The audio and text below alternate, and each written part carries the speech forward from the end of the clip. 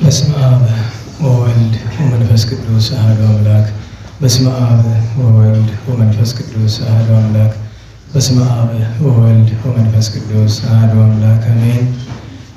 የአባቶቻችን አምላክ የቸርነት ባለቤት ቸር እግዚአብሔር ቅዱስ ስሙ የተመሰገነ ይሁን። እንዴት ዋላችሁ?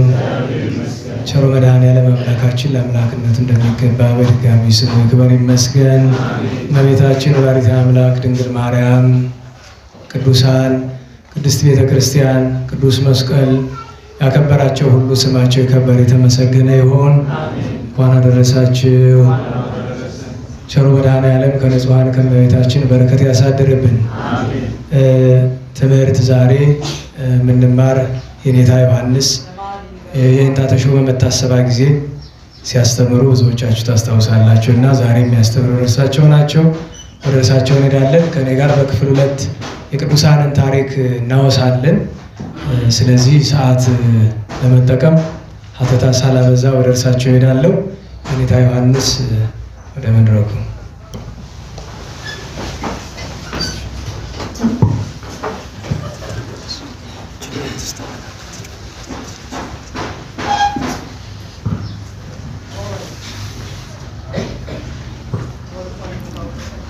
በስመ አብ ወወልድ ወመንፈስ ቅዱስ አሐዱ አምላክ አሜን።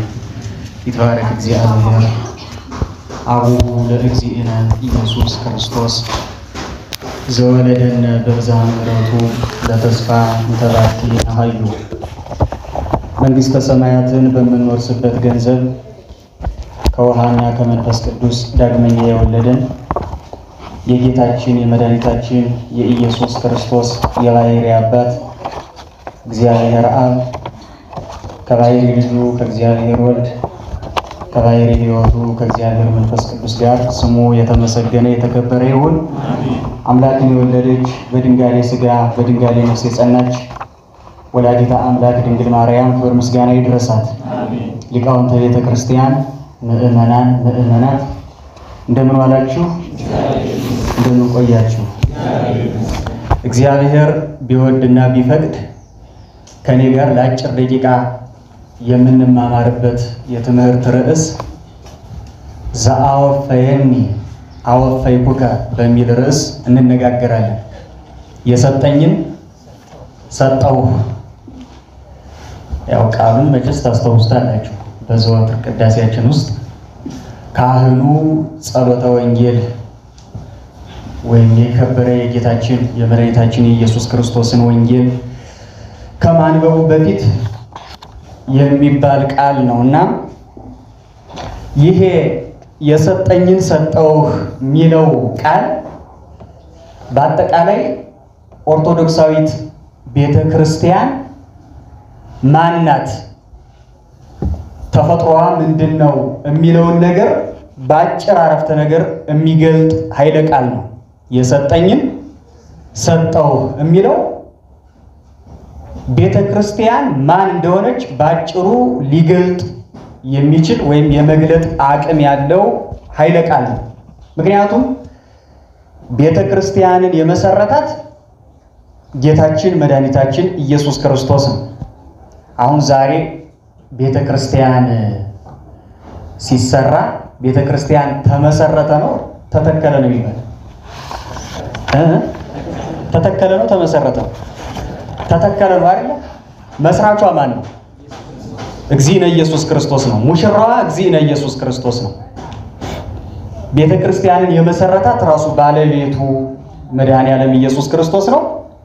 ቤተ ክርስቲያን የእሱ አካል ናት እና ይህቺ ቤተ ክርስቲያን ደግሞ በቅብብሎች ነው ለኛ የደረሰችው ማለት ነው። እና ትውፊት የሚል ቃል አለው። አሁን በዚህ በተናገርኩት ኃይለ ቃል ውስጥ የሰጠኝን ሰጠሁህ በሚለው ውስጥ ትውፊት የሚባል አንድ በጣም ሰፊና ጥልቅ ነገር አለበት ቃሉ። ትውፊት ማለት ጥሬ ትርጉሙ ወይም ገጸ ምንባባዊ ትርጉሙ ምን ማለት ነው? ቅብብሎሽ ማለት ነው አይደል? ትውፊት ማለት ቅብብሎሽ ማለት ነው። በእኛ በኦርቶዶክሳዊት ቤተክርስቲያን ትውፊት የሚለው ሲተረጎም የክርስቶስ ቤተክርስቲያን ሕይወት ትክክለኛ ትርጓሜው ይሄ ነው። ቅድስት ቤተክርስቲያን በጌታችን በመድኃኒታችን በኢየሱስ ክርስቶስ መስራችነት በደሙ ፈሳሽነት የተመሰረተች ቤተክርስቲያን የምትኖረው መንፈሳዊ ሕይወት ያ ምን ይባላል? ትውፊት ይባላል። ትንሽ ቃሉ ጎዶሎ ሆኖ ነው የሚተረጎም።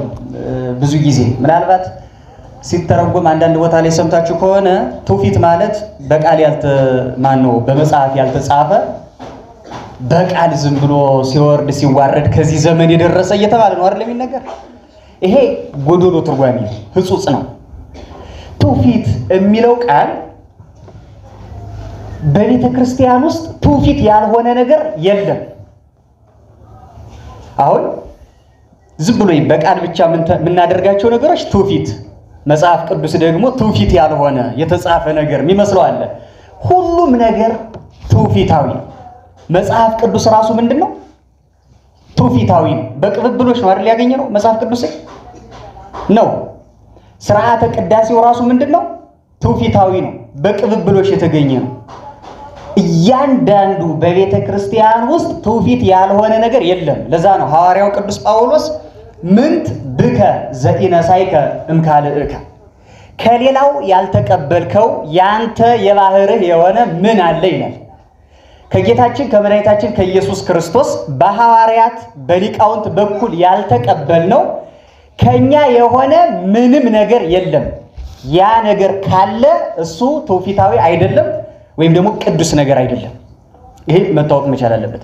ትውፊት ስንል የቤተ ክርስቲያን ሕይወቷ አጠቃላይ ከጌታችን ከመድኃኒታችን ከኢየሱስ ክርስቶስ ያገኘነው ነው። ሌላ እንግዳ ነገር ካለ እሱ ቅዱስ አይደለም። ለምሳሌ በኦሪት ዘሌዋውያን ከቃሉ ጋር ናችሁ? በኦሪት ዘሌዋውያን ሙሴ ደብተራ ኦሪትን ሰርቶ ከጨረሰና ታቦተ ሕጉን ካስገባ በኋላ ያችን ታቦት የሚያጥንበት እሳት ከሰማይ ነው የወረደለት። እሳቱ ያ እሳት ከሰማይ ወረደና ጽናው ላይ አረፈ። ከዚያ በደብተራ ኦሪቱ የሚያገለግሉ ካህናት ትልቁ ስራቸው ያ እሳት እንዳይጠፋ በየጊዜው ማገዶ መጨመር ነው፣ መቆስቆስ ነው፣ በየሰሙኑ ማለት ነው። ከዕለታት አንድ ቀን የካህኑ የአሮን ልጆች በሰሙናቸው ከደጅ ተቀምጠው ወሬያቸውን ሲያፋችሉ እሳቱ አለቀና አመድ ሆነ። ቢገቡ ማጠኛው እሳቱ አልቋል፣ ፍህሙ ጠፍቷል። ከዛ ተነጋገሩ፣ እንዲሁ ፍህሙ ጠፍቶብናል ምን እናርግ ሲል ታዲያ ምን ችግር አለው? ዙሮ ዙሮ ለማጠን ስለሆነ ከመንደር ሄደህ ጨረህና አሉ። ከቃሉ ጋር ናችሁ? ከየት ሄደህ ጨረህና ነው? ከመንደር ሄዶ የመንደር እሳት ጭሬ እመጣለሁ ሲል የእግዚአብሔር እሳት ወርዳ አመድ ያረገቻቸው ሁሉችን። እና ሊቃውንት ይሄንን ሲተረጉሙ ምን ይላሉ? ከሰማይ ለሙሴ የወረደለት ያ እሳት የሃይማኖት ምሳሌ ነው።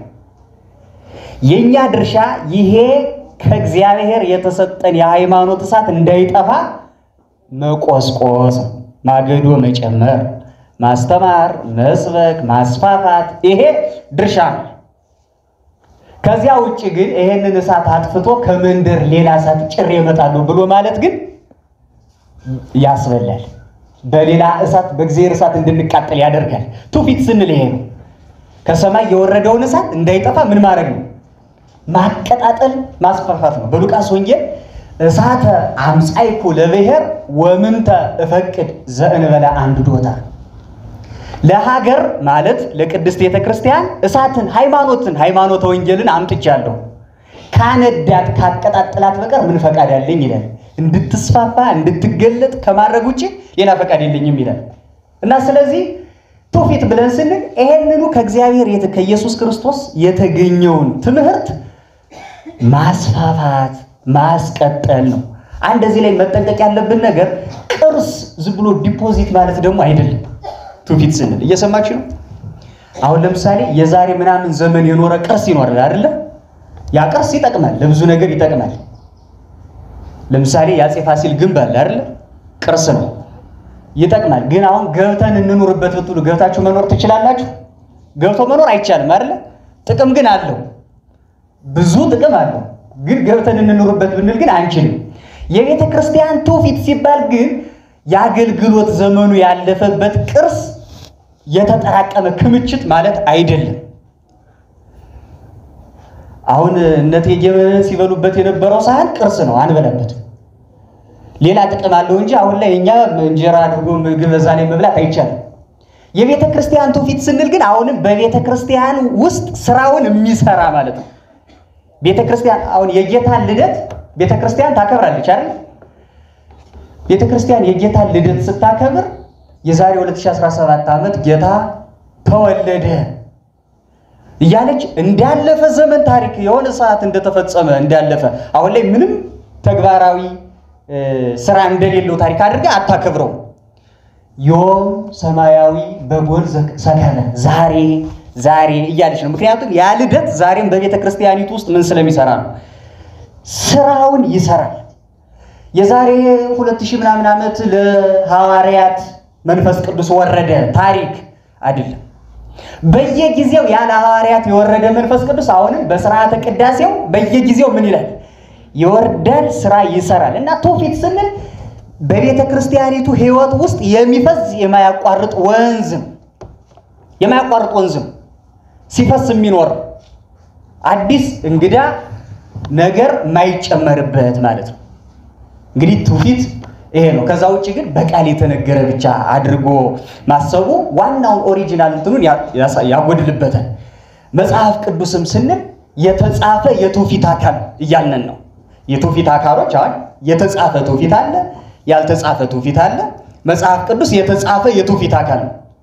ሌላው ደግሞ በድርጊት ብቻ የሚገለጥ የትውፊት አካል ይኖራል፣ በቃል የሚነገር ይኖራል፣ በተለያየ መንገድ የሚገለጥ ይኖራል። ዞሮ ግን ሁሉም ጠቅለል ተደርጎ ሲገለጽ ትውፊት ነው። ክህነቱ ትውፊት ነው፣ መጽሐፍ ቅዱሱ ትውፊት ነው፣ ስርዓተ አምልኮ አጠቃላይ መንፈሳዊ ህይወቱ በሙሉ ትውፊት ነው ማለት ነው። ይሄንን ብለን ካልን ሊቃውንት ትውፊትን ከቃሉ ጋር ናቸው በሁለት ይከፍሉታል። ትውፊትን የመጀመሪያው የኩላዊት ቤተክርስቲያን ትውፊት፣ ይሄ ዩኒቨርሳል ቸርች ትራዲሽን የሚባለው ሁሉ በየትኛውም ዓለም ያለች ቤተክርስቲያን አንድ የሚያረጋት ከጌታ የተቀበለችው ትውፊት ያ ምን ይባላል? የኩላዊት ቤተክርስቲያን ትውፊት ነው። ለምሳሌ በሃይማኖት አንድ የሆናቸው አብያተ ክርስቲያናት አሉ አይደለ? የቅብጥ የህንድ ግማሹ ያው ሌላ መናፍቅ አካልም ስላለ ማለት ነው። የህንድም እንደዚሁ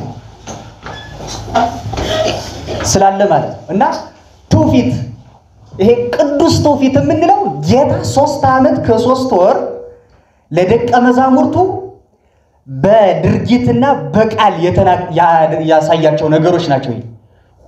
ይህችን ቤተክርስቲያን አንድ የሚያረጓት ማለት ነው። ለምሳሌ የክህነት ትውፊታችን ሁሉም ርትዕት ነኝ፣ ኦርቶዶክሳዊት ነኝ፣ የኦርቶዶክሳዊት ተዋህዶ ሃይማኖት አማኝ ነኝ የምትል ቤተክርስቲያን ይሄ ቅዱስ ትውፊት ሊኖራት ግድ ነው። ሐዋርያዊ ክህነት ሐዋርያት ሰፍረው ቆጥረው የሰጡን የቅዱሳት መጻሕፍት በእነዚህ ነገሮች ቤተክርስቲያንን አንድ የሚያደርግ ነው። ይሄ ቅዱስ ሥጋው ክቡር ደሙ ላይ ያለን ይሄ ክህነት ላይ የመሳሰሉት ነገር ላይ ያለን እንትን ይሄ የግድ አንድ መሆን አለበት። አሰራሩ አፈጻጸሙ የአንዱ ሀገር ከአንዱ ሀገር ባህሉ ሊለያይ ይችላል እንጂ አንድ ነው። ስለዚህ አሁን ይሄ ቅዱስ ትውፊት ይባላል። ከጌታ የተቀበልነው የክህነት ትውፊት ያጠቃላይ የቅዱስ ሥጋው የክቡር ደሙን የማክበር የቅዱሳት መጻሕፍት ይሄን የመሳሰለው ሁሉ ቅዱስ ነው። ከዚያ ውጪ ግን ቤተክርስቲያን በደረሰችበት ሀገር በምትኖርበት ሀገር ከማህበረሰቡ የምትወርሰው ባህል ደግሞ ይኖራል። ይሄ ደግሞ ሎካል ትራዲሽን አካባቢያዊ ትውፊት ይባላል። እየሰማችሁ ነው አይደል?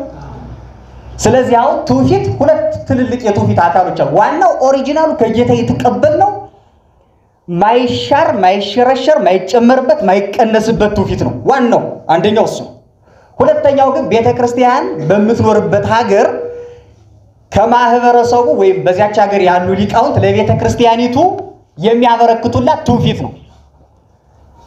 ይሄንን በምሳሌ ላስረዳችሁ። ለምሳሌ መስቀልን ሁሉም አብያተ ክርስቲያናት ያከብሩታል።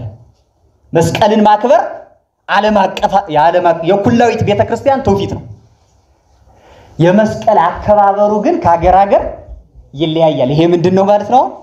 አካባቢያዊ ይሆናል ማለት ነው። ለምሳሌ ደመራ ደምሮ እሳት ለኩሶ ከዋዜማው ጀምሮ ማክበር በእኛ ሀገር የሚታይ እንጂ በሌሎች ዓለማት የለም። ያው ሎካል ትራዲሽን አካባቢያዊ ትውፊት ይባላል። አንዲት ቤተክርስቲያን በደረሰችበት ሀገር ሊቃውንቶቿ ከታሪኩ ጋር እስካልተጋጨ ታሪኩን ይበልጥ የሚገልጥ ዋናውን ትውፊት የማይጻረር ከሆነ ያንን ለቤተክርስቲያን ጥቅም እንዲያውም ምዕመናንን ይበልጥ ወደ ቤተ እግዚአብሔር ለመሰብሰብና ወንጌልን ለማስፋፋት የሚጠቅም ሆኖ ከተገኘ ያ የቤተ ክርስቲያኒቱ የትውፊት አካል ሆኖ ሊወሰድ ይችላል። ይሄ ትውፊት ግን ከኦሪጂናሉ ትውፊት የሚጻረር ከሆነ ይነቀላል። ተግባብተናል? አሁን የመስቀል በዓል አከባበራችን ታሪኩን ይበልጥ የሚገልጥ ነው አይደለ? ምዕመናን በእለቱ ተገኝተው ይበልጥ እንዲማሩ እንዲባረኩ እድል የሚሰጥ ነው። ግን በዚያ በመስቀል የበዓል ቀን ሰው የሚደባደብ ከሆነ እርስ በርስ የሚገዳደል ከሆነ ኢየሱስ ክርስቶስ ገብረ ሰላም በመስቀሉ ነው አይደለ? በመስቀሉ ሰላምን አደረገ ነው ምን ዩኒቨርሳል ትራዲሽን ነው። ይሄን ሁሉም አብያተ ክርስቲያናት የሚያምኑት ነው የምናምነው። ግን በዚያ ቀን ይበልጥ ጠብ የሚቀሰቅሱ ተግባራት ደመራው ላይ የሚፈጸም ከሆነ ከማን ጋር ተጻረረ? ከዋናው ትውፊት ጋር ተጻረረ ማለት ነው። ጥምቀት የመንጻት በዓል ነው አይደለ? ጌታ በነብዩ በሕዝቅኤል ንጹህ ውሃን ረጭባችኋለሁ ከርኩሰታችሁ ትነጻላችሁ ይላል። በመንጻት በዓል ሰው ሚረክስ ከሆነ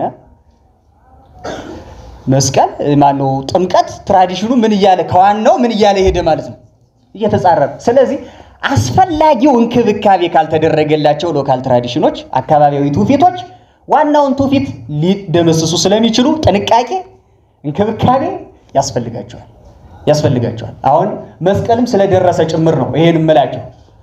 መስቀልም ስለደረሰ ጭምር ነው ሰው እንደነዚህ አይነት በዓላት ሲደርሱ ብዙ ጊዜ ተመሳሳይ ቲሸርት አሳተሞ በመልበስ እግዚአብሔርን ደስ የሚያሰኘው ይመስለዋል።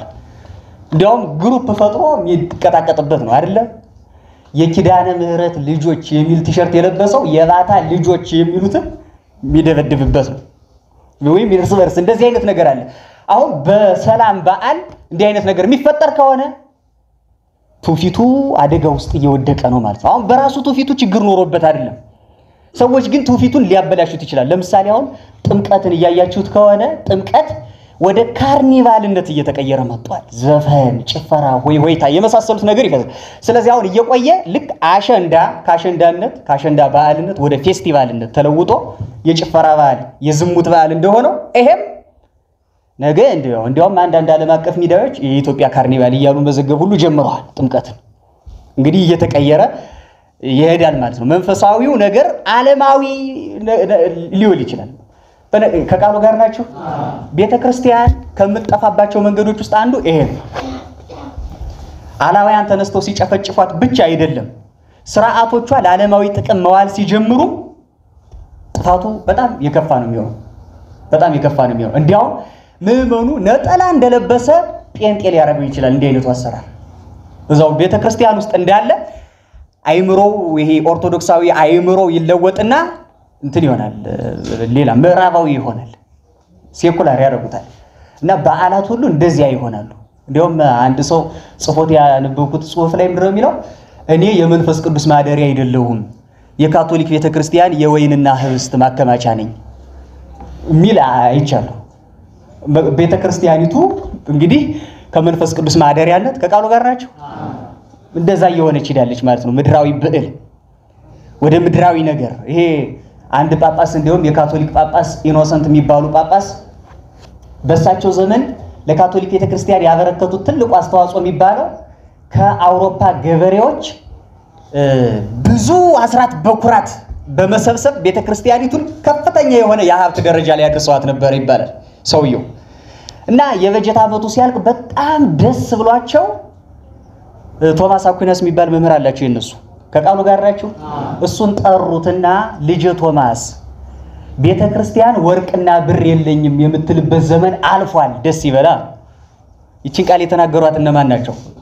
ወርቅና ብር የለንም ያሉ እነማን ናቸው? ሐዋርያት ናቸው አይደል? እና እሳቸው ይቺን ይዘው ነው ወርቅና ብር የለኝም የምትልበት ሰዓት ምን ብሏል አልፏል አላቸው። እነሱ አሁን ወርቅና ብር የለኝም ካሉ በኋላ ካለን ግን እንሰጣለን ብለው ያላቸው መንፈሳዊ ሀብት ስለሆነ ተነስቶ እንዲመላለስ አድርገውታል። እና ምን ብሎ መለሰላቸው ይላል እውነት ነው አባቴ ወርቅና ብር የለኝም የምትልበት ዘመን አልፏል፣ ተነስና ተመላለስ የምትልበት ዘመንም አብሮ አልፏል ብሎ መለሰለት ይላል። ይሄ ማለት ስጋዊ ብዕል ላይ ትኩረት ስታረግ መንፈሳዊ ብዕሏን ታጣዋለች ማለት ነው። ታጣዋለች እና አካባቢያዊ ትውፊቶች ተገቢው እንክብካቤ ተገቢው ነገር ያስፈልጋቸዋል። አሁን የነገረ መለኮት ሊቃውንት እንኳን ሲጽፉት ትራዲሽን ወይም ትውፊት የሚለውን በካፒታል ቲ እና በስሞል ቲ ለይተው ነው የሚጽፉት። በካፒታል ቲ ከተጻፈ አይነኬው ትውፊት ነው ተግባብተን። በስሞል ቲ ከተጻፈ ሎካል ትራዲሽን። አሁን እነዚህ ሎካል ትራዲሽን አካባቢያዊ ትውፊቶች ምንም አያስፈልጉም እያልን ግን አይደለም። እየሰማችሁ ነው? ስለሚያስፈልጉና በጣም ጠቃሚ ስለሆኑ ነው። አሁን በሌሎች አብያተ ክርስቲያናትም አለ ይህ ትውፊት የራሳቸው አላቸው። ለምሳሌ አሁን ትንሳኤን ሲያከብሩ እንቁላል ይዘው የሚያከብሩ አብያተ ክርስቲያናት አሉ።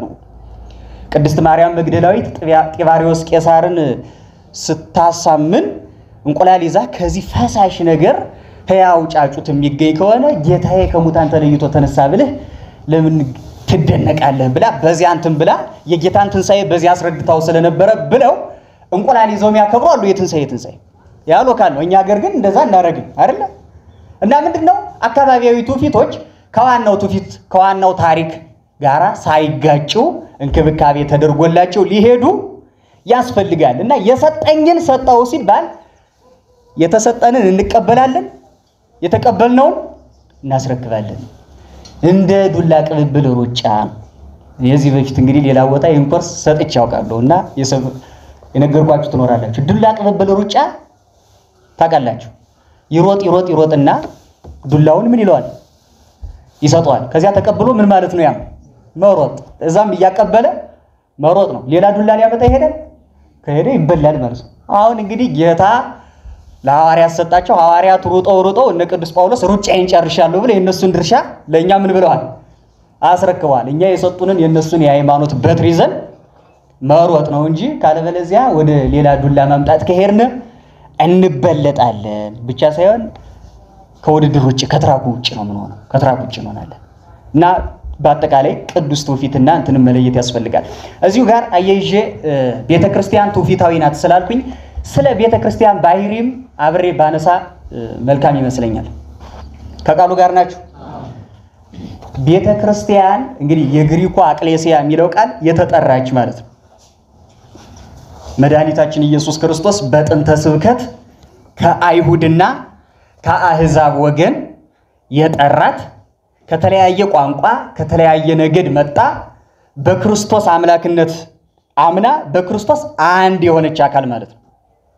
የክርስቶስ አካሉ የሆነች እና ይህች ቤተክርስቲያን እንደምታውቁት በጉባኤ ቁስጥንጥንያ የተሰበሰቡ ሊቃውንት ባህሪዋን በአንድ አረፍተ ነገር ነው የገለጡት።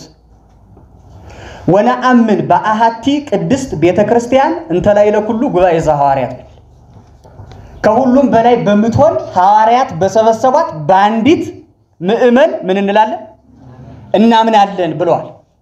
የቤተክርስቲያን ባህሪያት የሚባሉት ከዚህች አረፍተ ነገር የሚቀዱ ናቸው። ወነአምን ደግሞ የሚገርመው ነገር ወነአምን ነው ወአአምን ነው የሚል አያችሁ። አሁን ይሄ ራሱ አንድ ባህሪዋን የሚገልጥ ነው። ህብረታዊ ናት። እናምናለን ነው ምንል አምናለሁ በግል ግን ቤተክርስቲያን ህብረታዊ ናት። አሁን እናንተ አባታችን ወይ ስትሉ ብቻችሁን ብትሆኑ በዚህ በጫካ ውስጥ ሰው ስለሌለ አሁን ብቻዬን ስለሆንኩ አባቴ ሆይ በሰማይ የምትኖር የዕለት እንጀራዬን ስጠኝ ዛሬ ነው የምትሉ ወይስ አባታችን ሆይ ነው የምትሉ? አባታችን ሆይ ነው አይደል? ህብረታዊ ነው። በቃ እያንዳንዱ ነገር ህብረታዊ ነው። ከቤተክርስቲያን በአፋአተ ሆኖ ድህነት የለም። ቆጵርያኖስ ዘካርቴጅ ስለ ቤተክርስቲያን አንድነት ባስተማረበት ድርሳን ቤተክርስቲያን እናቱ ያልሆነችለት እግዚአብሔር አባት አይሆነውም ይላል። ያ ማለት በቤተክርስቲያን በኩል ካልሆነ የእግዚአብሔር ልጅ መባል የለም። የሚያጠምቀን ካህኑ ነው አይደል? የሚያጠምቀን ካህኑ ነው። ካህኑ ሀብተ መንፈስ ቅዱስን ያሰጠናል፣ ልጅ እንሆናለን። ስናድግ ግን ቄሱን መስለን ነው አባታችን መንፈስ ቅዱስን መስለን ነው የምናድግ። አሁን አንድ ልጅ ይወለዳል። ያ ልጅ ከተወለደ በኋላ እናቱ ለሞግዚት ሰጠው፣ ሌላ ሀገር ሄደች። ይሄ ልጅ መልኩ የማንን ነው የሚመስል? የእናቱና ያሳዳጊው። አሁን እኛ የተንከባካቢዎቻችን የቄሶች፣ የዲያቆናት፣ የመምህራን የምናምን አይደለም መልካችን። የማን ነው? የአባታችን የመንፈስ ቅዱስ። እነሱ ሞግዚት ናቸው። ማንም ቢሆን ሞግዚት ነው። ሞግዚት ነው። ሞግዚቱ በምግባር አራያ ሊሆነው ይችላል፣ በስራው አራያ ሊሆነው ይችላል። ባህሪው ግን የሚወለደው ግን ከማን ነው? ከዛ ነው ማለት ነው። እና በአሃቲ ቤተክርስቲያን ስንት ናት? አንዲት ናት። እግዚአብሔር ስንት ነው? ክርስቶስ ስንት ነው? መንፈስ ቅዱስ ስንት ነው? አንድ። ስለዚህ የክርስቶስ አካሉ አንድ ከሆነ ቤተክርስቲያን የክርስቶስ አካሉ ናት ካልን ቤተክርስቲያን ስንት ናት ማለት ነው? አንዲት ናት። በየትኛውም ቦታ ትኑር፣ በየትኛውም ቋንቋ ትገልገል፣ ቤተክርስቲያን አንዲት ናት። ቋንቋ፣ ባህል በቤተክርስቲያን ከዋናው ቅድም ካልኳችሁ ከዋናው ትውፊት ካልተጋጨ አይነቀፍ። ለምሳሌ እስልምናን ካየን የአንድ ሀገር ባህልና ቋንቋ ተጽዕኖ አለበት። ኢትዮጵያ ውስጥ ያለውም የሚጸልይ በአረበኛ ነው አይደለ? አለባበሳቸውም አረባዊ ነው። ቤታቸውን ብትገቡ የአረብ አቀማመጥ ነው የሚቀመጡ። ከዛ ውጪ በቃ እግዚአብሔር አይሰማህም ማለት ነው። ቤተክርስቲያን ግን በፈለከው ቋንቋ መስግን፣ በፈለከው ቋንቋ ቀድስ፣ የፈለከው አይነት ባህል፣ የፈለከው አይነት የሀገር ታሪክ ይኑርህ ከዋናው ጌታ ኢየሱስ ክርስቶስ ከሰጠን ትውፊት ጋር እስካልተጋጨ ድረስ ችግር የለውም። ከዋናው ትውፊት ከተጋጨ አሁንም ችግር አለው። እየሰማች ነው። ጎርጎርዮስ ዘኑሲስ ስለ መንፈስ ቅዱስ ባስተማረበት ድርሳን ጥንት እግዚአብሔር የወረደ በጥቅመ ሰናኦር ሲገነባ እግዚአብሔር ንዑ ንረድ ብሏል አይደለ? ንዑ ንረድ ቋንቋቸውን እንደባልቀው ብሏል። እና ያን ጊዜ እግዚአብሔር የወረደ ቋንቋቸውን ምን ሊል ነው? ሊደበላልቅባቸው ነው። በአዲስ ኪዳን ግን እግዚአብሔር መንፈስ ቅዱስ የወረደ በቋንቋ ሊሰበስባቸው ነው ይላል። ይኸውላችሁ የመጀመሪያው እግዚአብሔር ቋንቋን መለያያ ነው ያደረገው። እርስ በርሱ ውሃ አምጣልኝ ሲለው ድንጋይ ያመጣል፣ በድንጋይ ይፈጫዋል። ድንጋይ አምጣልኝ ይለዋል፣ ማገር ወይ እንጨት ያመጣል፣ በዛ ወገቡን ይለዋል። እንደዛ እየሆነ ነበር አይደለ? ነበር። ስለዚህ ቋንቋ መለያያ አድርጎ ተጠቅሞ መለያያ ሆኗል ያኔ ማለት ነው። በአዲስ ኪዳን ቋንቋ ምንድነው? መሰብሰቢያ ነው የሆነ። ስለዚህ አሁን ቋንቋን መሰረት አድርጎ የሚላይ ሰው የመንፈስ ቅዱስ ጸረ መንፈስ ቅዱስ ነው ማለት ነው። እግዚአብሔርን መካድ ሲባል በይሄ ዶክትሪኑን በአፍ ስንመሰክር የተሳሳተውን ነገር መመስከር ማለት ብቻ አይደለም። እየሰማችሁ ነው? ለምሳሌ በመንፈስ ቅዱስ አምናለሁ የሚል ሰው መንፈስ ቅዱስ ቋንቋን ቤተክርስቲያንን አንድ ለማድረግ እንደተጠቀመበት አምናለሁ ማለት ነው። ስለዚህ ቤተክርስቲያን አንዲት ናት፣ ቋንቋ መሰብሰቢያ አንድ ማድረጊያ ነው ማለት ነው። ቋንቋን መለያያ ካረገው ግን ይሄ ሰው መንፈስ ቅዱስን እየካደው ነው። ይሄ በአፍ አምነው በልብ ቢክዱ እንደ ይሁዳ መሆን ነው ይላሉ አይደል አባቶቻችን። በልብ አምነው በአፍ ቢክዱ እንደማን? እንደ ቅዱስ ጴጥሮስ። በአፍ አምነው በልብ ቢክዱ አፍኒ ወልብ ህቡራ ይመኑ፣ አፍም ልብም አንድ ሆነው ይመኑ ነው። ይሄ በውስጥ በአፍአ እመኑ ነው። ይሄ አፍ ስንል ይሄን አፍ ብቻ ማለት አይደለም፣ በአፍአ በተግባርም እንመነው ነው። ለምሳሌ ስላሴን አምናለሁ፣ ስላሴ አንድም ሶስትም ናቸው፣ አንዱ አካል አንዱን አካል አይገፋውም፣ በአንድ ዙፋን ጸንተው ሲኖሩ አንዱ ያላንዱ መኖር አይችሉም ይላል። ይሄንን ግን በቤተ ክርስቲያን ውስጥ በተግባር ካልኖረ በግብር ምን እያለው ነው? እየካደው ነው ማለት ነው። ስለዚህ ይሄ ምግባራዊ ኑፋቄ ይባላል። በተግባር መካድ ማለት ነው። በተግባር መካድ እና ስለዚህ ቤተ ክርስቲያን አሃቲ ናት ብለን ስንል የክርስቶስ አካል ናት። የክርስቶስ አካሉ አንድ ነው። ቤተ ክርስቲያንም አንድ ናት። ምእመናን በክርስቶስ ስንት ናቸው? አንድ ናቸው። ቅዱስ ቄርሎስ የዮሐንስ ወንጌልን በተረጎመበት ድርሳን ቄርሎስ ዘእስክንድርያ ማለት ነው የዮሐንስ ወንጌልን ተርጉሟል። እና ምንድነው የሚለው እሱ? የምእመናን አንድነት ስጋዊና መንፈሳዊ አንድነት ነው ይላል። ስጋዊ አንድነታቸው ሁሉም የክርስቶስን ቅዱስ ሥጋውን ክቡር ደሙን ይበሉና ያ ቅዱስ ሥጋ ክቡር ደም የምእመናንን አካል ስንት ያደርገዋል ይላል? አንድ ነው። ስለዚህ በአካል ስንት ናቸዋል? አንድ ናቸው። አካለ ክርስቶስን አንድ ተመግበውታል። አንድም ያንዱ የክርስቶስ አካል ክፍሎች ናቸውና በዚያ ምክንያት ምእመናን አንድ ናቸው። በመንፈስ ደግሞ አንድ ናቸው ማለት ሁሉም የሚወለዱት ከማን ነው? ከመንፈስ ቅዱስ ነው። ሁላችንም ከሐዋርያት ጀምሮ ሁላችንም የተፈለፈልንባት ማህፀን አንዲት ማህፀን ናት። ከዚያች አንዲት የማትደርቅ ማህፀን፣ የማትነጥፍ ማህፀን። አሁን ሴቶች ወልደው የሆነ ዘመን ላይ ሲደርሱ መውለድ ያቆማሉ አይደል? ይህች የጥምቀት ማህፀን ግን የማትመክን ማህፀን ናት። በዘመናት ሂደት የማትመክን ማህፀን ናት። በአብራከ መንፈስ ቅዱስ በሚፈጸም ግብር የሚደረግ መንፈሳዊ ነገር ነው እና ስለዚህ ቤተክርስቲያን አሃቲ ናት። ወነአምን በአሃቲ ይልና ቀጥሎ ያለው ቃል ቅድስት ነው። ቤተክርስቲያን ቅድስት ናት ብለን ስንል ልዩ ናት ስንል ፈጣሪዋ አምላኳ እግዚአብሔር ልዩ ስለሆነ ቅዱስ ስለሆነ እሷም በሱ ቅዱስነት ምን ትባላለች? ቅድስት ትባላለች። ቅድስት አሁን እፍረት ዘተሰውጠ ስምከ ወበእንተዝ ደናግል አፍቀራከ እዚህ መኃልየ ዘሰሎሞን ትርጓሜ ላይ ከቃሉ ጋር ናችሁ? እየሰማችሁ ነው? እንዲያውም ይሄ የመኃልየ ጥቂት ነገር መግቢያው የቤተ ክርስቲያን ባህሪ በደንብ ስለሚያስረዳ እሱን ልበለው። ገና ሲጀምር ይስእመኒ በስእመተ አፉሁ በአፉ መሳም ይስመኛል አይደለ? አሁን ይሄ መንፈሳዊ ትርጓሜ አለ። አንዳንድ ሰዎች ይሄንን እንደወረደ ገልብጠው ለፍቅረኞቻቸው የሚልኩ እንዳሉም ሰምተናል እናውቃለንም አይደለ? ትርጓሜውን ካለ ማወቅ ማለት ነው። ቅዱሳት መጻሕፍት ነፍሰ ጡር ናቸው።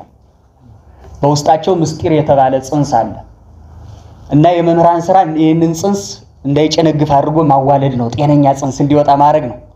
አላዋቂ ነፍስ ምን ሊያደርገው ይችላል? ጽንሱ አዋላጅ ማለት ነው። ሁሉም ነፍስ አያዋልድም አይደል? እየሰማች ነው? ምን ሊያደርገው ይችላል? ጽንሱ ያበላሽው ይችላል። ጤነኛ ነገር ላይ ወለድ ይችላል። ይስእመኒ በአፉ አሳሳሚ ይስመኛል። ጎርጎርዮስ ዘሉሲስ በደንብ ተርጉሞታል። ይስእመኒ በስእመተ አፉሁ ያፈቅረኒ በፍቅረ ልቡ ወይትናገረኒ በነገረ ቃሉ በልቡ መውደድ ይወደኛል በቃሉ አነጋገር ያናግረኛል ብላ መራት እንድትል መናገር ነው። አብርሃምን ይስሐቅን ያዕቆብን በወደደበት ልቡ ይወደኛል። ሙሴን አሮንን ባናገረበት አንደበቱ ያናግረኛል ማለት ነው። አብርሃምን ወዶ ምን አረገለት ትለኝ እንደሆነ ጻም ብሔርከ ከሀገር ከዘመድ ከነገድ ከትውልድ ተለይተው ውጣ ብሎ ከሚያውቀው ሀገር ወደማያውቀው ሀገር ነው አብርሃምን የወሰደው። ቤተክርስቲያንንም ከአህዛብ እርሲ ህዝበኪ ወቤት አቡኪ እስመ ፈተወ ንጉሥ ነኪ ወገነሽን ያባትሽን ቤት እርሺ ንጉሥ ክርስቶስ ውበትሽን ወዷልና ብሎ ለይቷታል። ስለዚህ አብርሃምን ይስሐቅን ያዕቆብን በወደደበት ልቡ ምን ይለኛል? ይወደኛል። እንዲያውም ኦሪት ዘፍጥረት ትርጓሜ ምዕራፍ 24 ላይ አብርሃም ይስሐቅ ያዕቆብ የአብ የወልድ የመንፈስ ቅዱስ ምሳሌ ተደርገው ተጠቅሰዋል። በሊቃውንቱ ተተርጉመዋል። አብርሃም ይስሐቅ ያዕቆብ የማን ምሳሌ ናቸው? የአብ የወልድ የመንፈስ ቅዱስ። አብርሃም እግዚአብሔር ልጅህን ሰዋልኝ ሲለው ከስንት ዘመን በኋላ ያገኘሁትን ልጅን አርጄ ባዶዬን ልቀር ነው ሳይል አንድ ልጁን ሳይሰስት ለሞት አሳልፎ ሰጥቷል አይደል? ያው ባያርደው ማርዶታል። እንዲያውም ህሊና አብርሃም የመቃብረ ይስሐቅ ምሳሌ ነው። በትርጓሜ የአብርሃም ህሊና የይስሐቅ መቃብር ነው። ገሎታል እኮ ሰውቶታል። ስለዚህ አብርሃም የእግዚአብሔር አብ ምሳሌ ነው። እግዚአብሔር አብ እስመ ከመዛ አፍቀሮ እግዚአብሔር ለዓለም እስከ ወልዶ ዋህደ መጠው ወሃበ ቤዛ ለኩሉ አይደል? እግዚአብሔር አንድያ ልጁን ለሕማም ለሞት ውረድ ተወለድ ተሰቀል ሙት ብሎ አሳልፎ እንደሰጠ አብርሃም ደግሞ አንድያ ልጁን ይስሐቅን ምን ብሎታል? አንድያ ያሰኘው የሳራ ነው አንድያነቱ እንጂ ሌላው ወልዷል አብርሃም። ገብቷችኋል አይደል? እንዲህ ሲል ያውካል። ከቃሉ ጋር ናችሁ እና እንደዚያ ነው። አብርሃም የእግዚአብሔር ምሳሌ፣ ይስሐቅ ደግሞ ለአባቱ ታዛዥ ሆኖ አይደል? አባቱን እሺ ብሎ ለሕማም ለሞት ተላልፎ ተሰጥቷል ይስሐቅ። እግዚእነ ኢየሱስ ክርስቶስንም ኦሆ ብሂሎ ተአዛዜ ከዊኖ ይለዋል። እሺ ብሎ ነፃ ከመፈቃደከ ይፈጽም አይደል? ይፈጽም ፈቃድህን ይፈጽም ዘንድ ምን አለ? መጣ። ይስሐቅ የእግዚአብሔር ወልድ ምሳሌ ነው። ያዕቆብ የእግዚአብሔር መንፈስ ቅዱስ ምሳሌ ነው ብሏል። ያዕቆብ 13 ነው የወለደ ታውቃላችሁ።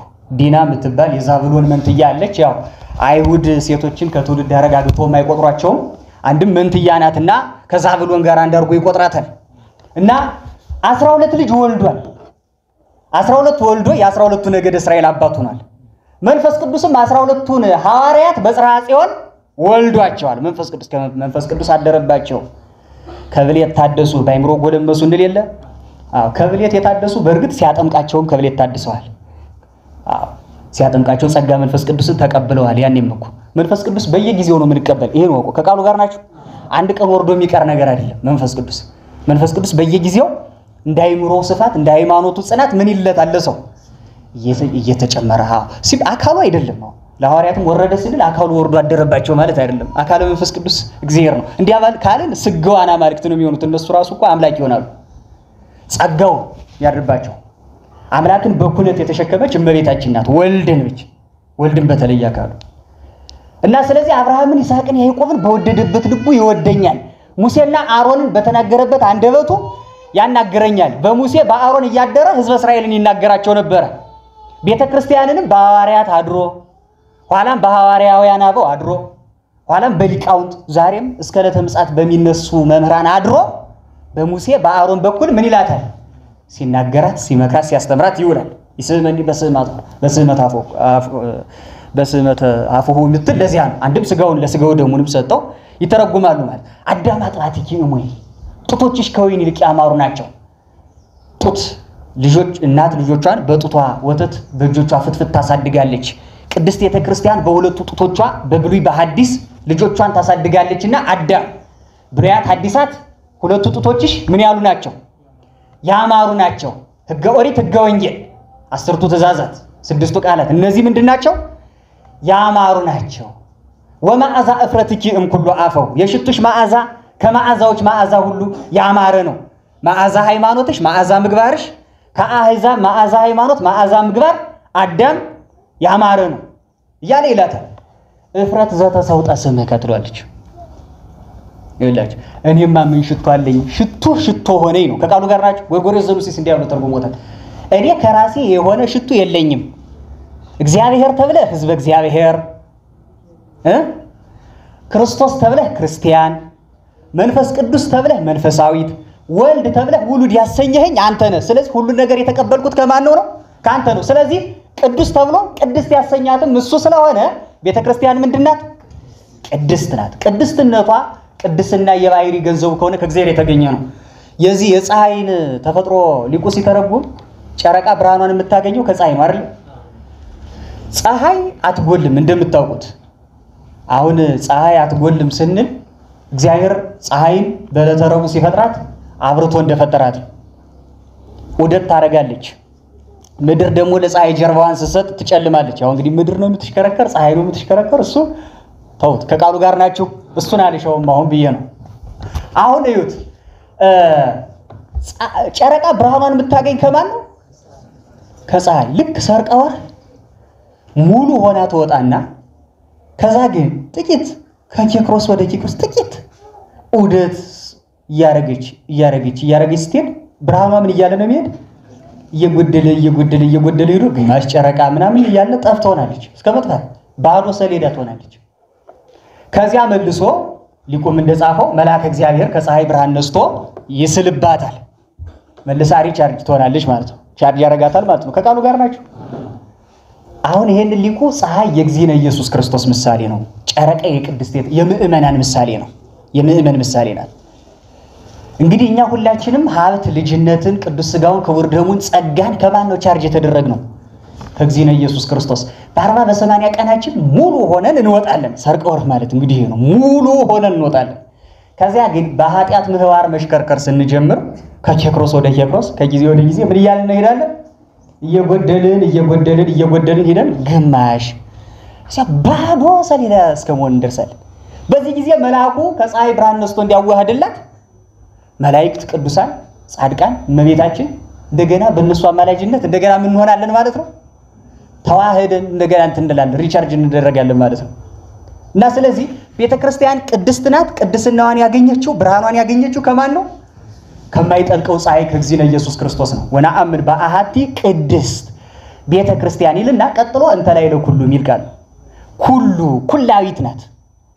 ኩላዊት ናት ሲባል እዚህ በፊትም ተናግሬያለሁ። ኩላዊት ናት ሲባል ምድር ላይ ብዙ ቦታ ላይ ስላለች አይደለም ኩላዊት ያልናት። እንዲያ ብለን ካልማ ከሷ ይልቅ ከኛ ቤተ ክርስቲያን ይልቅ ሌሎች በወሰዱብን ነበር አይደለ? ምድር ላይ በያዝነው የመሬት ስፋት ወይም ደግሞ በምንኖርበት የሀገር ብዛት አይደለም ኩላዊ ናቸው ዩኒቨርሳል ናቸው የተባለው እንደዚህ አይደለም። እንዲያ ካልማ በኢየሩሳሌም የነበረችቱ ጌታ ለመጀመሪያ ጊዜ የመሰረታት ቤተክርስቲያን 120 ቤተሰብ ለአንድ ዓመት ያህል ከኢየሩሳሌም አልወጡ። ስለዚህ ሌላ ዓለም ላይ አልነበሩም ማለት ነው። እና ያቺ ቤተክርስቲያን ኩላዊት አትባልም? ከቃሉ ጋር ናችሁ? ኩላዊት ትባላለች አትባልም? ገና እኮ ከኢየሩሳሌም አልወጣችም። የበሬ ግንባር ከማታክል ከተማ ገና አልወጣችም። ግን ምን ትባላለች? ኩላዊት ትባላለች። ኩላዊትነት በምድር ላይ በያዘችው ቦታ ስፋት አይደለም፣ የኳንቲቲ አይደለም። ኩላዊት ያሰኛት ኳሊቲ ነው። በሁሉም ለመላለ እግዚአብሔር አካሉ ስለሆነች፣ በሁሉም ለመላለ ክርስቶስ አካሉ ስለሆነች ይሄ ምን አሰኝቷታል? ኩላዊት። ይሄ የቅዱስ ያሬዱ ነው በደንብ የሚያብራራው። እንተ በምድር ስራዊሃ ወበሰማይ አይጹቂሃ፣ ስሮቿ በምድር ናቸው። ምድር ላይ ምድራዊ ስጋን ተዋህዶ በአጭር ቁመት በጠባብ ደረት ተወስኖ ምድር ላይ ነው የመሰረታት። ስሯ ምድር ላይ ነው። ወበሰማይ አይጹቂሃ፣ ቅርንጫፎቿ መላእክት ሰማያውያንም የዚህ ህብረት አካል ናቸው። መላእክት ጋር ሃይማኖታችን ስንት ነው? መላእክት ጋር ሃይማኖታችን ስንት ነው? አንድ ሃይማኖት አይደል? ስለዚህ መላእክትም የዚህች ቤተክርስቲያን ህብረት አባላት ናቸው። ባይቆርቡም ባይጠመቁም እያንዳንዷ ስርዓተ አምልኮ በምትደረግበት ሁሉ መላእክት አሉ። ቅዱስ ዮሐንስ አፈወርቅ ማቴዎስ ወንጌል ትርጓሜው ምዕራፍ 26 ላይ ካህኑ የመንፈስ ቅዱስን ርደት በጸሎት በሚቃትት በሚማልድበት ጊዜ ፈኑ ጸጋ መንፈስ ቅዱስ እያለ ያው እያንዳንዱ ስርዓት መንፈስ ቅዱስን እንዲወርድ የሚማጸን ነው አይደል? በዚህ ሰዓት ወርዶ ለወጠው ብለን ግን አንልም። ተግባብተናል? እና በዚህ ሰዓት መንፈስ ቅዱስ ስለሚወርድ የመንፈስ ቅዱስ የጌታቸውን መውረድ ተከትሎ ቆጥረን ሰፍረን የማንጨርሳቸው መላእክት አብረው ይወርዳሉ ይላል አፈወርቅ። በመሰዊያው ፊት ልክ በዕለተ ዓርብ የጌታ ቅዱስ ሥጋው ክቡር ደሙ ያንዴ ሲፈተት አይሁድ ሲሰቅሉት ከእግረ መስቀሉ ስር እንደ ሻሽ እንደ ቅጠል እንደረገፉት እንደተነጠፉት ዛሬም ቅዳሴ ሲቀደስ በዚያው ስርዓት ይነጠፋሉ ነው የሚለው አፈወርቅ።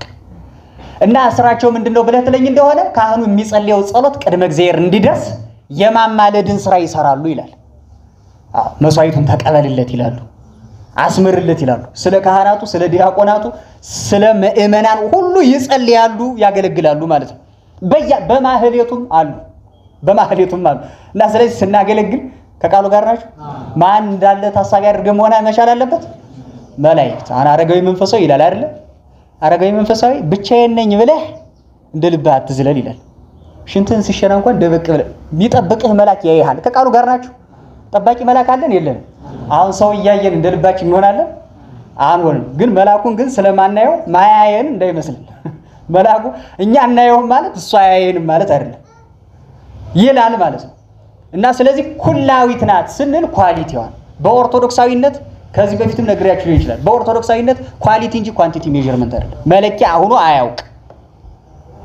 ብዛት አንድ ነገር ልክ አያደርገው። ብዙ ሰው ስለተከተለው አንድ ነገር ልክ ነው አንልም። ጥቂቶች ስለተከተሉ ደግሞ ስህተት ነው አንልም። የቁጥር መብዛትና ማነስ የዓለማዊው ፍልስፍና የጫነብን ነው እንጂ የብዛት የማነስ ጉዳይ አይደለም። በኦርቶዶክሳዊነት ጥራት ነው። አሁን ጌታም ወንጌልን እንዲሰብኩለት ያሰማራ በጣም ጥቂት ሰው ነው አይደል? ጉዳዩ የብዛት ቢሆን ኖሮ ቂጣ ያበረከተ ያበላቸው ማት ህዝቦች ነበሩ።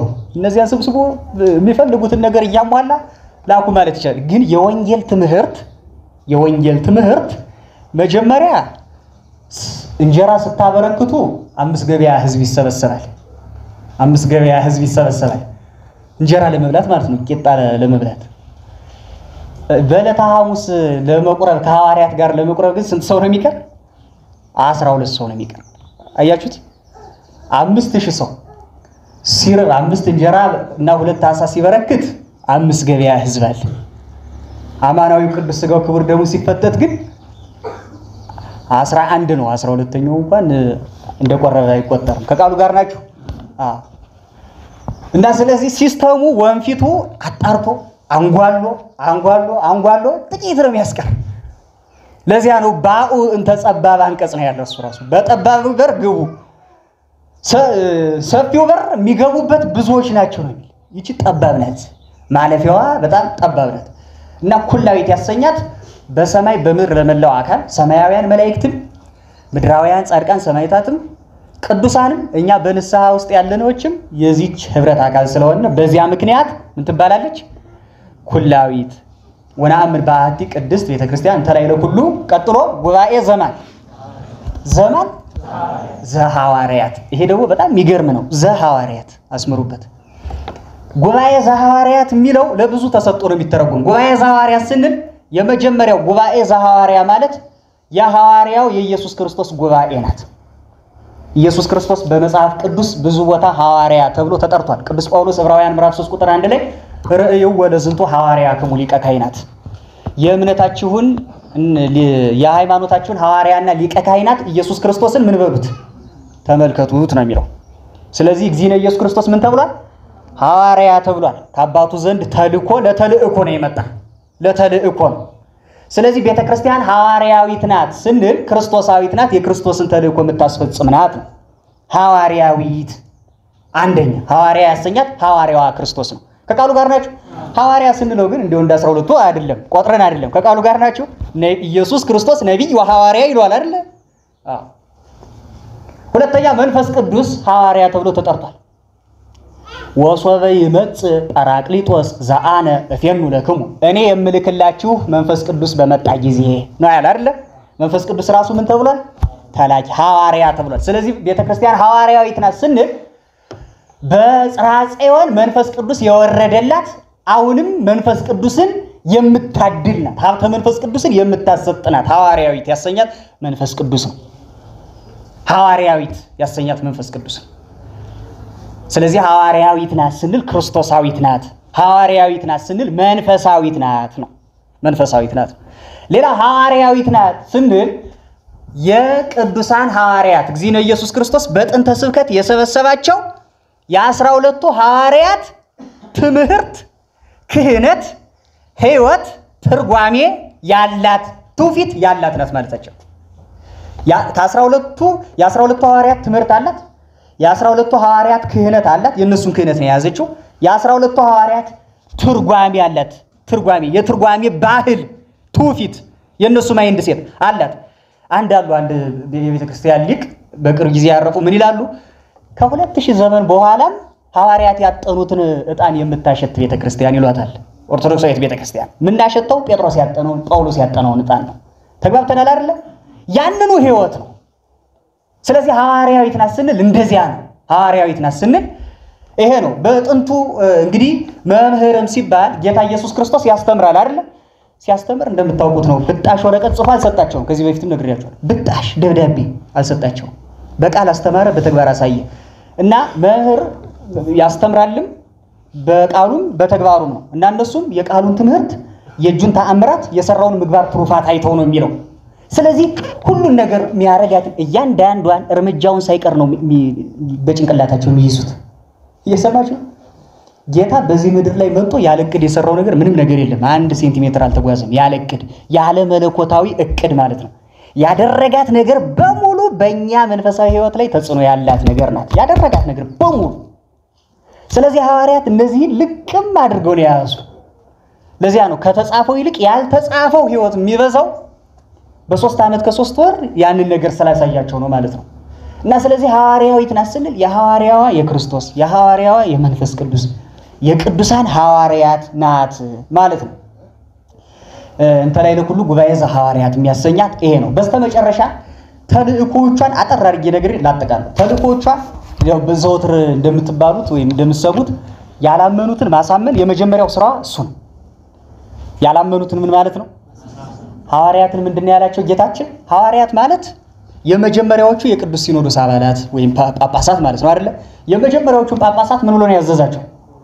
ሆሩ ነው ያለ ሄዱ ነው። ስለዚህ የጳጳስ የመጀመሪያ ስራው ምንድነው? መዞር ነው። መዞር ስላችሁ እየሰማችሁ ነው። ዞሮ ምን ማድረግ ነው? ማስተማር ነው። ማስተማር ነው። ዞሩ ነው ያላቸው። ጳጳሳት እኮ ናቸው እነሱ ጳጳሳት ናቸው። ግን ምን በሉ ነው ያላቸው? ሆሩ ነው ያላቸው። ንዑ በሉ አላቸው። ንዑ ሚል ማን ነው? ራሱ ነው። በዕለተ ምጽአት ሲመጣ ንዑ ሀቤ የሚል እሱ ነው እንጂ አሁን እንደ ክርስቶስ እዚህ ቆመን ንዑ ሀቤ ብንል አይሆንም። ንዑ ሀቤ የእሱ ድርሻ፣ ሁሩ ወመሃሩ የሐዋርያት ድርሻ እና ስለዚህ መሄድ ነው፣ የመሄድ ነው። ተልእኮአዊት ናት፣ ፍንው ናት። አሁን ሐዋርያ የሚለው ፍንው፣ ምጥው፣ ቃለ አጼ፣ ደጃዝማች እያሉ ይተረጉማሉ ሊቃውንት። የተላከ የተሰጠ፣ የተላከ ወንጌልን ለማስፋፋት ለማስተማር የተላከ፣ የተሰጠ ለሳቱ ለስለቱ፣ ቃለ አጼ የአጼው ቃል አቀባይ ማለት ነው። ቃለ አጼ አፈ ንጉስ ማለት ነው። የንጉሱን አፍ የንጉሱን መልእክት የሚያስተላልፍ እንደዚያ ናቸው። ደጃዝማች ተሹሞ በሄደበት ሀገር ይላሉ። ብዙ ትርጉም አለው እና በአጠቃላይ ሐዋርያዊት ናት ብለን ስንል መጀመሪያ ያላመኑትን ማሳመን መሄድ ነው። መሄድ የመጀመሪያው እሱ። ሁለተኛ ያሉትን ደግሞ መጠበቅ ነው። እረኝነት ነው። ሌላው እረኝነት፣ የእረኝነት ስራ። እረኛ ከበጎቹ በስተየት ይሄዳል የሚለው ማቴዎስ ማን ነው? ዮሐንስ 10 ላይ ወይጼውኦን ለአባግኢሁ በበአስማቲሆን ወያወጽኦን ወያወፍሮን ወሶባውጾን ወአውፈሮን ያሐውር ቅድሜሆን ወይተልዋሁ አባግኢሁ ይላል። ያወጣቸዋል፣ ያሰማራቸዋል፣ ምን ይላቸዋል? ከዚያ ግን ከበጎቹ ፊት ምን ይላል? በበጎቹ ፊት ነው። እና መሪነት ሲባል በቤተ ክርስቲያን መንዳት ሳይሆን አሁን የኛ ሀገር ሰው በኋላ ሆኖ ነው የሚነዳ አይደለ? በግና አህያ ሲነዳ በእነሱ ባህል ፊት ነው። በጉ እየተከተለው ነው የሚሄድ። ገብቷችኋል? እና ስለዚህ መምራት ፊት ላይ መሄድ ነው። ፊት መሄድ ሰው ደግሞ ይመታል። ያው የሚመታ ነገርም ካለው ይመታል። ምንም ካለው የመጀመሪያውን ክብሩንም ሐሳሩንም መጀመሪያ የሚቀበለው እሱ ነው። ከዛ ከኋላ ያሉት እሱን አብነት አድርገው እንትን ይላሉ ማለት ነው። ሶስተኛ የጸኑትን መቀደስ፣ ወደ ቅድስናው እንዲገቡ ማድረግ፣ ወደ ውስተ ጽርሐ ቅድሳቱ ማግባት ነው። እንዲቀደሱ ማድረግ፣ ወደዚያ ወደ ውሳጤ መንጦላይት እንዲገቡ፣ ወደ መለኮታዊው ጨለማ እንዲገቡ ማድረግ ነው። ወረሰየ ጽልመተ ምስዋሮ ተብሎ ወደ ተነገረለት ወደዚያ ብርሃንነት ወዳለው ጨለማ ማስገባት ነው። ወደሚደነቀው ብርሃን እየሰማች ነው። ወቦቱ ብርሃን ዘኢይጠፋ አይደለ? በእርሱም ዘንድ የማይጠፋ ብርሃን አለው ነው። ያ ብርሃን ግን ከኛ አንፃር ምንድነው? እየሰማችሁ ነው? ይቺን ጨርሻለሁ። አሁን እናንተ ጨለማ ቆይታችሁ ከጨለማ ወላችሁ እዚህ ቤት ብትገቡ አይናችሁ ምንድነው የሚሰማው? ይጨልምባችኋል? አይጨልምባችሁም? አሁን ከዚህ ጨለማ ዓለም ወጣው ወደሚደነቅ እግዚአብሔር ብርሃን ሲሄዱ ቅዱሳን ምን ይላቸዋል? ይይዛቸዋል። ያ ምን ተባለ? ጽልመት ያሰኘው እሱ ነው እንጂ በባህሪው ጽልመት ኖሮበት አይደለም። እስማ አልወ ጽልመት ውስተ መክፈልታተ ህላዌሁ፣ በባህሪው ጨለማ የለበትም ነው። አንድ ዮሐንስ ዘደማስቆን ታውቁታላችሁ። ሰው በዚህ ቅድስና ሲበቃ ይላል ሰውነቱ በሙሉ አይን ይሆናል ይላል። ከዓለም ብቻ አይደለም የሚወጣው ከስጋው ከነፍሱም ይወጣና በመንፈሱ ይሆናል። ያን ጊዜ አይን ብቻ እንጂ ሌላ አካል አይኖረውም ይላል። አሁን እንግዲህ ይለወጣል ማለት እኮ አይደለም። ባይሪው አይን ብቻ ይሆናል። በዚያ የብርሃን ጅረት ውስጥ እሱን ብቻ ያገኘዋል ይላል። መንፈስ ቅዱስና እሱ ብቻ ይገናኛሉ ይላል። በዚያ ብርሃን እንዲዋኙ ማድረግ ነው ሌላው ስራዋ ማለት ነው የቤተ ክርስቲያን። ከዚያ ውጪ ቤተ ክርስቲያን ሪሰርች ሴንተር አይደለችም። ኮከብ ወጣ፣ ጨረቃ ደብለበሰች ምናምን አይመለከታትም። ከቃሉ ጋር ናችሁ። ይሄን ስል ለምልክቶች እንዲሆኑ ፀሐይን፣ ጨረቃን፣ ከዋክብትን ፈጥሯል አይደለ? ኦሪት ዘፍጥረት ምዕራፍ 1 ላይ እንደዚያ ነው የሚል። ለምልክቶች፣ ለዘመኖች፣ ለዓመታት እንዲሆኑ ዘንድ ነው አይደለ የፈጠራቸው። ለምልክቶች ሲባል ጌታ በተሰቀለ ጊዜ ጨረቃ ደም ለብሳለች፣ ከዋክብት ረግፈዋል አይደለ? ፀሐይ ጨልማለች። ይሄ አንድ ምልክት ነው። ሌላም ደግሞ ምልክቶች አሉ ሊቃውንት ያስተማሩን ማለት ነው። ስነ ፍጥረታትን ምን መረምረው ግን በእነሱ ውስጥ ክርስቶስን ለማየት እንጂ ለምድራዊ ሳይንሳዊ ዓላማ አይደለም። እየሰማች ነው። ቤተ ክርስቲያኒቱን ናሳ ለማድረግ አይደለም። ይሄ በደንብ ይሄ ቅጠሉ ይሄንን ቅጠል ሊቃውንት ታውቀውታል። በዚህ ቅጠል ላይ ተመራምረውበታል። በዚህ ጊዜ እንደሚሆን ተነግሯል። ይሄ የቤተ ክርስቲያን ጌታ 3 ዓመት ከ3 ወር ስለ ቅጠል አስተምሯል። የኩላሊት የጉበት በሽታ ያለ መድኃኒት ቅጠል አሳይቷቸዋል? የለም። ተግባብተናል አይደለ? የለም። ቅጠል መበጠስ ምን አሁን ይሄን ስል ይሄ በበጎ ጎኑ ለዚህ ለሕክምና አገልግሎት የሚውሉ ቅጠሎች አያስፈልጉም እያልኩ አይደለም። ለምድራዊ ዓላማ ነው የሚያስፈልጉት። ምርምሩም ምድራዊ ነው፣ ሳይንሳዊ ነው፣ ምንም መንፈሳዊነት የለውም። የቤተ ክርስቲያኒቱ ተቀዳሚ ዓላማም አይደለም። ቤተ ክርስቲያኒቱ ስለ ከዋክብት፣ ስለ ፀሐይ፣ ስለ ጨረቃ የምትመራመርበት ራሱን የቻለ ምክንያት አላት። የሥርዓተ አምልኮ ካሌንደሩ ሊተርጂካል ካሌንደሩ በዚያ መሰረት ነው አይደለም የሚወጣው ነው። ግን እሱም ቢሆን ዝም ብሎ ፀሐይና ጨረቃን በመመርመር ብቻ የሚገኝም አይደለም። እሱ ድሜጥሮስ ሱባኤ ገብቶ ነው። እሱ ድሜጥሮስ ሱባኤ ገብቶ መልአከ እግዚአብሔር ነው የገለጠለት። መልአከ እግዚአብሔር ነው የገለጠለት። ቅድስና ያለበት ነው መገለጡ። ገብቷችኋል? ከዚያ ውጪ እንደዚህ ህዋ ላይ ያሉ አካላትን መመርመር ቅድስና የሚያሰጥ ቢሆን እነ ጋሊሊዮን እነ ኮፐርኒከስን ገድል መጻፍንላቸው ነበር። እየሰማችሁ ነው? የናሳ ሳይንቲስቶች በሙሉ በቅተዋል ማለት እኮ ነው። እነሱ ከዚያ አልፈው ማርስ ላይ ቤት ሰራን እያሉ አይደል? ግልጽ ነው አይደል? እና ቅዱስ ባስልዮስ ዘቂሳርያ ሄክሳሜሮን ወይም አክሲማሮስ የሚባል መጽሐፍ አለ። ኦሪት ዘፍጥረትን የተረጎመበት ነው። የቤተ ክርስቲያን ዓላማ በጣም ለመረዳት አስቸጋሪ የሆኑ ፍልስፍናዊ ጽንሰ ሐሳቦችን ቬግ የሆኑ ቃላትን እያነሱ የሰውን አይምሮ ማስጨነቅ አይደለም። ወይም ደግሞ በህዋ ላይ የሚመላለሱ ከዋክብትን አንስቶ ስለ ከዋክብት መቁጠርና የሰውን እድል ፈንታውን በዚያ መናገር አስትሮሎጂ የሚሉት ወይም አውደ ነገስት እያሉ የሚጠነቁሉበት ማለት ነው። እሱ አይደለም። እነዚህን ይነቅፋል፣ በጣም ያወግዛል። እሱ ብቻ አይደለም። ዮሐንስ አፈወርቅም ሌሎችም ሊቃውንት እነዚህን አጉዳዮች ነው የሚሏቸው። እንደ አይነት ሰዎች አጉዳዮች የቤተ ክርስቲያኒቱ አሁን ያልኳችሁ ከነዚህ ዓላማዎች ውጪ ሊቃውንቱ ሊመራመሩ ይችላሉ። በግል መራቀቅ ማለት ነው። አያስነቅፋቸው። ግን ቤተ ክርስቲያኒቱን እንደ ምርምር ሴንተር ሊቃውንቱን ደግሞ እንደ ሳይንቲስት መቁጠር ግን ቤተ ክርስቲያኒቱን ከዋና ሰማያዊ ዓላማዋ ያወርዳትና ተቋማዊ ቅርጽ ያስይዛታል። ናሳ እንድትመስል ያደርጋታል። አሁንም አስምሩልኝ። ምንም አያስፈልጉም አላልኩም። ለምድራዊ ዓላማ ሊያስፈልግ ይችላል። ከዛ ውጪ ግን ጨረቃ እንደ ሙሉ ወላ ስትወጣ የሰው ቅዠታም ይሆናል። ሌሊት ያቃዣዋል። እንዲህ ይሆናል ምናምን የሚለው ከመንፈሳዊ ትምህርቱ የወጣ ነው። ገብቷችኋል አይደል? እና ስለዚህ ነው እንደውም አንድ በጣም የሚያስደንቀኝ ነገር ተናግሬ ልጨርስ። ስነ ፍጥረትን መመርመር ጥቅሙ ምን እንደሆነ ማለት ነው። ቅዱስ ማር ይስሐቅ ሶርያዊ ምን ይላል? የሸረሪትን ድር ሸረሪት ያደራችውን ድር ስታየው በዚያ ውስጥ እግዚአብሔር ዓለምን እንዴት አድርጎ ኦርደር እንዳስያዘው ቅርጽ እንዳስያዘው ትማርበታለህ። የእያንዳንዷ የቅጠል መውደቅ እንኳን ትርጉም አለው። በቅጠል መውደቅ ውስጥ ራሱ ትማራለህ ነው የሚል ባስልዮስ። የቅጠል መውደቅ እንኳን ያለ ምክንያት የሚሆን ነገር አይደለም። በእያንዳንዷ ጥቃቅን ነፍሳት ውስጥ የእግዚአብሔርን አሰራሩን ትመለከትበታለህ። በስነ ፍጥረት ትመሰጣለህ። ተመስጦን ራሱ ከሶስት ወገን ነው የሚከፍሉት። መጀመሪያ ወደ ልብ መውረድ ይላሉ። ወደ ላይ ለመውጣት ወደ ውስጥ መውረድ ነው የሚቀድመው። መንፈሳዊ እርገት ማለት ውሳጣዊ ርደት ነው። ወደ ውስጥ ሲገባ ነው ወደ ላይ። ወደ ሰማይ የምትወጣበት መሰላል በልብ ውስጥ ተደብቋል። ወረድና እሱን ፈልገው ነው የሚለው ኤፍሬም ሶርያዊ። ያ ነው እና እንዲህ ትመሰጥባቸዋለህ ይላል። አቡነ ሽኖዳም ያው ሰምታችሁ ይሆናል ወይም አንብባችሁ ይሆናል ከሳቸው መጽሐፍ ላይ አንድ ጊዜ እንደዚህ ወደ ምዕራብ ፊቴን ዙሬ ስመሰጥ አሉ ሰንሴት ስመለከት ጂኦግራፊ የተማርኩት ትዝ አለኝ። ጂኦግራፊ ያው ምድር ትሽከረከራለች ባይ ነው አይደል? ሳይንሱ መሬት ለፀሐይ ጀርባዋን ስትሰጥ ከፊሉ የመሬት አካል ምን ይሆናል? ይጨልማል። ከዚያ በጣም ደነቀኛል።